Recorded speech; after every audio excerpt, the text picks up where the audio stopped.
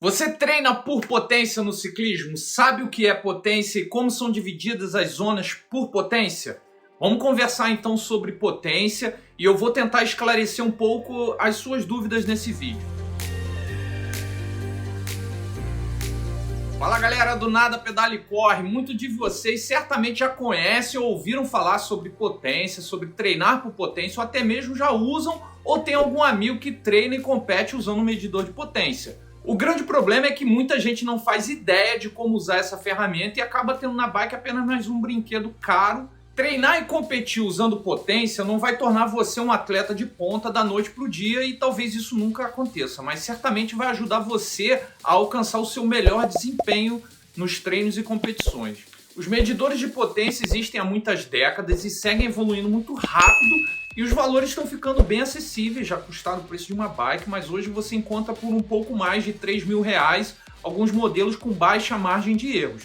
Eu uso o mesmo medidor de potência desde 2015 na minha bicicleta, é um modelo da marca alemã Power2Max que fica na coroa. O meu primeiro contato com esse tipo de equipamento foi em 2014, quando eu estive na Austrália e conheci muita gente lá usando, treinando com medidor de potência. E no começo ficava meio que sem entender o que fazia a diferença entre estar usando potência e apenas a velocidade ou frequência cardíaca. Eu não tinha conhecimento sobre. Na real, quando você está pedalando usando o medidor de potência, você aprende a se conhecer um pouco melhor, sabendo exatamente onde estão os seus limites e como são as suas sensações nesses limites. Pedalar usando o medidor de potência, desde que você saiba o que está fazendo, é como guiar uma moto. Você sabe onde e como fazer força e quanto de força você pode e deve aplicar. Não importa se é a favor ou contra o vento, ou mesmo subindo uma ladeira, você tem como controlar com mais precisão os seus esforços. Esse seria o segredo de melhor controle dos seus esforços. Hoje já existem medidores de potência para corrida, mas a forma de medir é diferente da bike. No caso da corrida é a oscilação vertical, força e contato com o solo, e as oscilações laterais, que são os parâmetros usados para medir a potência pelo equipamento. É algo ainda bem primitivo se comparado com o que temos para bike.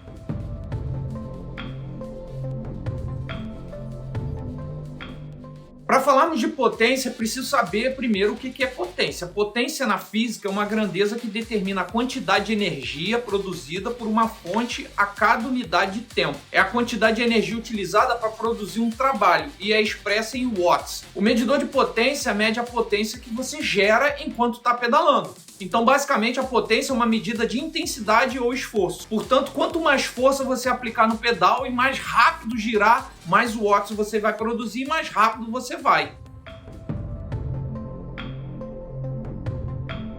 Quando queremos comparar a performance entre atletas, a potência é a melhor métrica para a gente estar fazendo esse tipo de comparação, fora de uma competição. A potência é uma métrica constante que não sofre influência por fatores externos, como acontece com a frequência cardíaca, a percepção subjetiva de esforço ou velocidade. 100 watts são 100 watts, não importa se o vento é contra, a favor, se está sol, frio, subindo ou descendo. Para comparar de forma justa, é preciso sabermos também o peso do atleta, para ter uma ideia real de quem é o mais potente. A gente pode estar dizendo que existem dois números de potência que cada atleta tem. Potência absoluta, que é o valor de potência medido em watts que você produz, e a potência relativa, que é a relação entre a sua potência produzida e o seu peso. Essa última é que a gente deve dar atenção, porque ela é quem vai dizer quem é mais forte.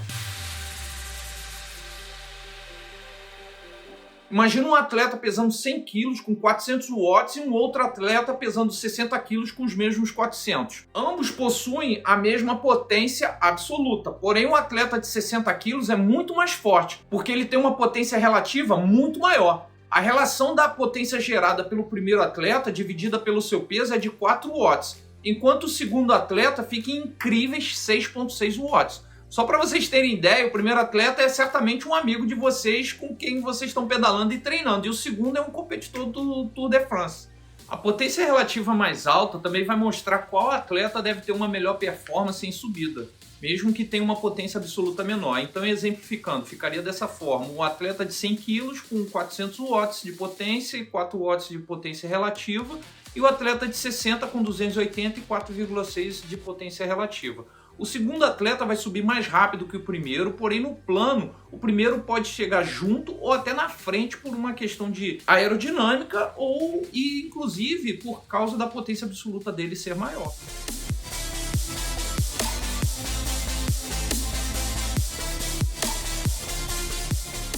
A potência ela pode ser medida com equipamentos específicos ou por estimativa. Os potenciômetros mais comuns hoje em dia são no movimento central, pedal, pé de vela e também na coroa. Existem também os rolos de treinamento que hoje já vêm com medidor de potência embutido. Existem diferenças entre os dados fornecidos pelos potenciômetros de marcas diferentes e em diferentes posições, e também entre os potenciômetros e os rolos. Mas o importante é que você treine usando sempre a mesma fonte de informação como referência, para evitar diferença nas leituras dos valores de potência e devido à diferença também nas margens de erro. Não faz sentido você treinar usando a potência medida pelo rolo e competir usando a medida fornecida pelo pedal. As marcas mais conhecidas possuem modelos com margem de erros de 1 a 2% para os medidores e entre 2 e 5% para os rolos.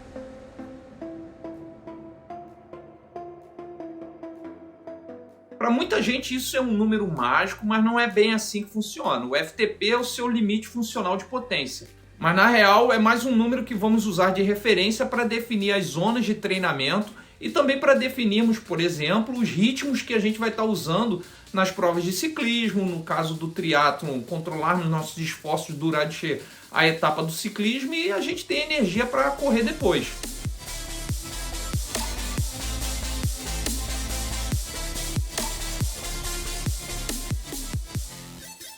Como eu falei nesse vídeo aqui, que tá aqui por cima, tá? Sobre frequência cardíaca, tá aqui no card, em algum lugar aqui por cima, também vou estar deixando na descrição do vídeo. O que define as zonas de treino são nossos limites fisiológicos, sejam eles aeróbico e anaeróbico, e o aumento do acúmulo de lactato também. Qualquer coisa além disso são divisões para facilitar o teu controle de intensidade no treinamento. Mas para a gente estar sabendo exatamente os nossos limiares, seria necessário um teste de laboratório, mas isso é bem caro e não é fácil de achar em qualquer cidade. Não tem em qualquer lugar facilmente um laboratório para você fazer o teste. Eu não vou mergulhar a fundo nisso e em todos os processos que existem por trás, mas de forma bem superficial, à medida que o condicionamento físico muda, o mesmo acontece com o FTP e com as zonas em que você consegue se manter. Então isso significa que seu FTP responde às mudanças na sua forma física. Ele muda de acordo com o seu condicionamento e o seu dia. Através do FTP a gente também pode estar fazendo uma previsão de desempenho para uma prova. Existem alguns aplicativos que com os dados da sua potência, algumas informações técnicas suas como o seu fit, informações da sua bicicleta somada à condição de clima do dia, é possível fazer uma previsão muito acertada do teu tempo de prova. Eu já usei e caso vocês precisem de um auxílio quanto a isso, basta me mandar uma mensagem através dos links que estão aqui na descrição do vídeo que a gente pode conversar sobre toda a assessoria de triatlon que vocês queiram fazer. Voltando aqui o FTP. O FTP é uma referência de quanta energia você está produzindo no seu limite e baseado nisso é feita uma estimativa sobre seus limiares que é dividida em faixas de porcentagem, as zonas. Então tirem um print agora da tela com essa divisão de zonas de potência que está aparecendo aqui agora e guardem para o caso de vocês precisarem.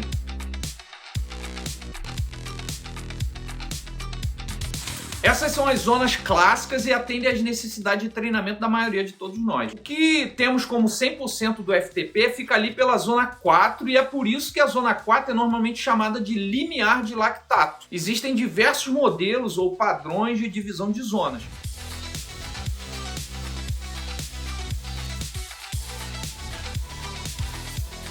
Existem diversas maneiras de estimar ou medir o FTP de um atleta. O método mais preciso é um teste em laboratório, como eu falei, mas você pode estar testando na rua ou no seu rolo de treino em casa mesmo, sem problema algum. Todos os protocolos de teste possuem vantagens e desvantagens. Uns vão ser mais precisos, outros nem tanto, mas existem testes de esforço máximo com duração de 1 hora e outros mais curtos, onde é retirado um percentual do valor encontrado, podendo ser de 20 minutos, 30 minutos, 8 minutos, 5 minutos. Tem também o teste de rampa, como o do Zwift, e tem ainda a estimativa por modelagem por computador, como que o WKO, um aplicativo do TrainingPeaks, faz. O importante é seguir sempre o mesmo modelo de teste para evitar ter diferentes referências e acabar tendo muita inconsistência nos resultados que vocês vão estar analisando.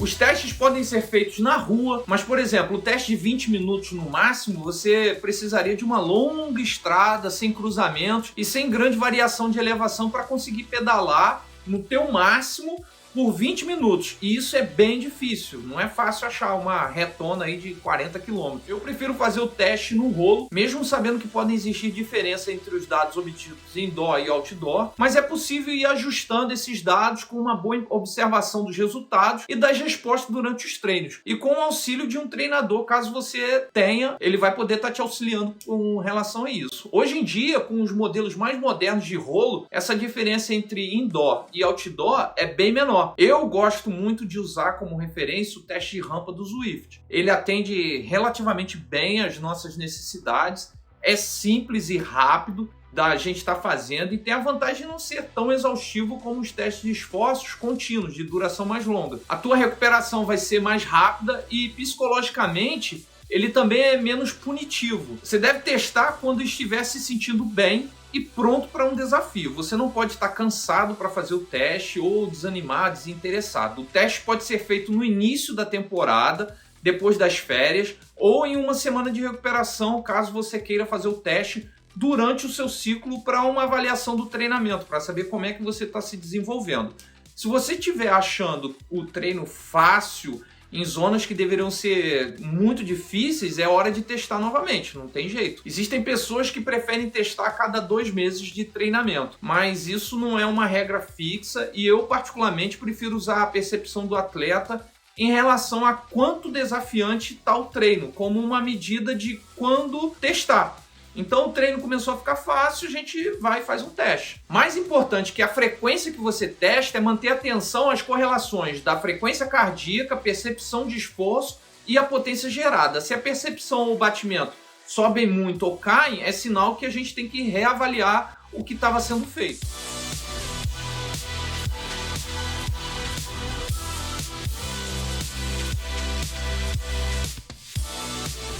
Muita gente, quando começa a treinar por potência, acredita que vai evoluir de forma infinita. Vai até o céu e sabe lá onde vai parar. E que quando entra no limite, já pensa logo que é falta de treino, algo errado com a forma que está treinando. Mas, na verdade, em muitos casos, é falta de tempo para aprimorar os treinos. Não adianta que você não vai evoluir como um foguete para sempre. O início é muito abrupto, o desenvolvimento. Mas vai chegar uma hora que essa evolução vai reduzir ou até mesmo parar de acontecer. Existem questões genéticas e também o tempo que você tem para disponibilizar para treinar em ritmos cada vez mais intensos e mais fortes e mais longos e conseguir recuperar depois para poder seguir firme treinando e evoluindo. Acredite, nem todo mundo vai ser um Avancini ou um Blumenfeld, não adianta, não tem jeito. Então, quanto mais treinado a gente vai ficando, menor vai ser a nossa capacidade de ser treinado. Não tem jeito, entendeu? Outra questão é que o seu FTP não vai ser igual todos os dias. Eu e você, a gente não é um carro que tem 200 cavalos todo dia, toda hora e em qualquer condição que for ligado. Ao longo do ano, a gente vai ter oscilações, inclusive ao longo da semana, em nosso condicionamento. E é por isso que a gente deve tentar dividir nossa rotina de treinos em uma temporada e focar em provas específicas e não esperar que vamos estar no máximo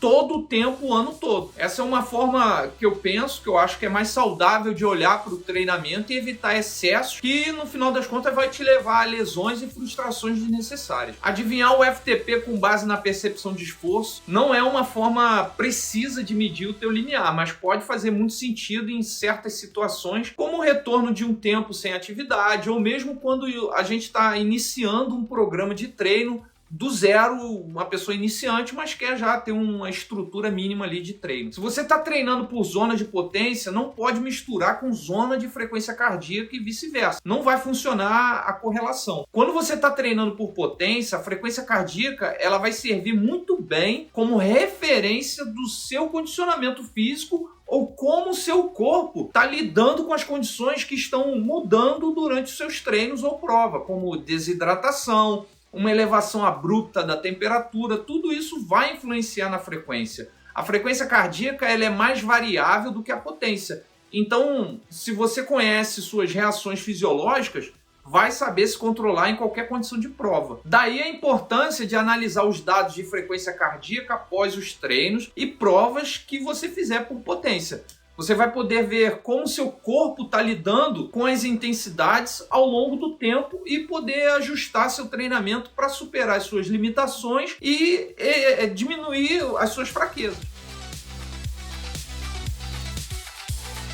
Se você quer melhorar sua performance no ciclismo e ter um melhor rendimento no triatlo, antes de comprar uma roda de carbono, vale considerar comprar um medidor de potência. É um ótimo investimento que vai trazer um ganho de performance muito superior no médio e longo prazo. Hoje a potência também é usada na corrida, com a mesma proposta do ciclismo. É algo ainda relativamente novo, está começando agora, se comparado com a potência que a gente tem no ciclismo, mas está em um acelerado ritmo de desenvolvimento. Então é questão de tempo, todo mundo vai estar usando. Treinar por potência é uma forma inteligente de encurtar o caminho da sua evolução, permitindo até prever o seu desempenho nas provas. É um universo novo, uma verdadeira caixa de Pandora que depois que a gente abre não tem mais volta. É um tipo de treino que vai servir para você aprender a tirar o máximo do seu potencial com mais acerto, desde que bem orientado por um bom treinador. Então, galera, deixem aqui nos comentários suas dúvidas sobre treinos e intensidade das provas por potência. E não se esqueça de se inscrever em nosso canal para fortalecer nossa presença aqui no YouTube e fazer esse conteúdo chegar para mais pessoas. Vamos divulgar o canal aí para ajudar.